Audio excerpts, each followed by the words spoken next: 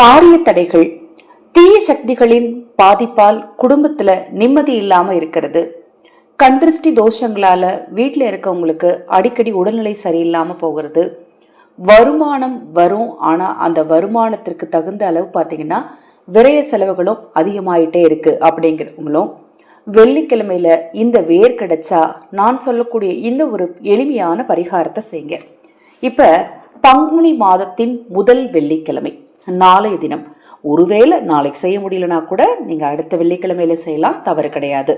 20/3/2026 பங்குனி 6 வெள்ளிக்கிழமையில சுக்கிரஹோரை நேரத்துல இதை செய்யணும். காலை 6 to 7 அல்லது மதியம் 1 to 2 இல்ல இரவு 8 to 9. எப்படி செவ்வாய் ஹோரை நேரத்துல நாம ஒரு 10 ரூபாய் எடுத்து கடன்காரங்களுக்கு கொடுத்தா கடன் அடையுமோ, அதே போல சுக்கிரஹோரை நேரத்துல ஒரு 10 ரூபாயில இந்த ஒரு பொருளை எடுத்து நீங்க வச்சாலே போதும், இந்த வேரை எடுத்து வச்சாலே போதும், உங்களுக்கு பணம் சேர்ந்துகிட்டே இருக்கும்.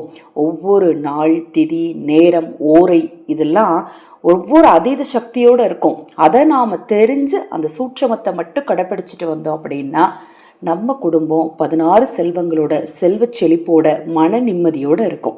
நம்ம சேனலில் நான் போடக்கூடிய பதிவுகளில் உங்களுக்கு சந்தேகம் இருந்தாலும் அன்பான வேண்டுகோள், அக்ஷய பாத்திரம் உணவளிக்கும் திட்டத்தின் மூலம் ஆதரவற்றவர்களுக்கு உணவளிக்க விரும்பினாலும், உங்கள் தனிப்பட்ட பிரச்சனைகள் எதுவாக இருந்தாலும் சரி, அந்த பிரச்சனைகளுக்கேற்ற முறையான பரிகாரங்கள் செய்து கொள்ள விரும்பினாலும் 9344692042 இந்த வாட்ஸ்அப் எண்ணுக்கு தொடர்பு கொள்ளுங்க.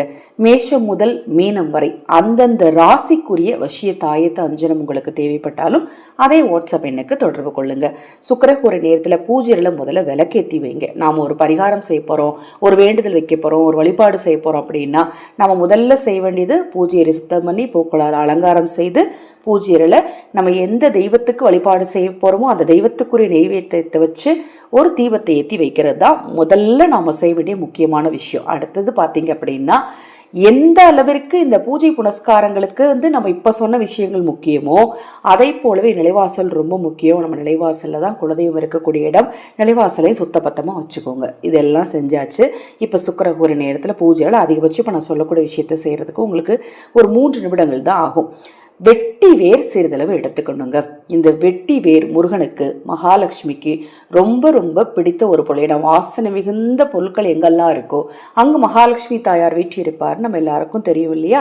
இந்த வெட்டி வேரை எடுத்து வச்சுட்டு ஒரு 10 ரூபாய் நோட்டோ 20 ரூபாயோ 50 ரூபாயோ 100 ரூபாயோ அப்போ உங்ககிட்ட என்ன ரூபாய் இருக்கோ அதை எடுத்துக்கோங்க. எடுத்துட்டு அந்த ரூபாய் நோட்டுக்குள்ளே கொஞ்சம் வெட்டி வேரை வச்சு அந்த ரூபாய் நோட்டை சுருட்டி அதை ஒரு மஞ்சள் நூலால் கட்டி மகாலட்சுமி தாயாருடைய திருவுருவ படத்துக்கு முன்னாடி வச்சிருங்க. இப்போ உங்களோட ஒரு 10 ரூபாய் இருக்கு, அல்லது ஒரு 10, 11, 50 ரூபாய் இருக்குன்னா அதை மாலை போல ஆக்கி கூட நீங்க மகாலட்சுமி தாயாருடைய திருவுருவ படத்துக்கு போடலாம்.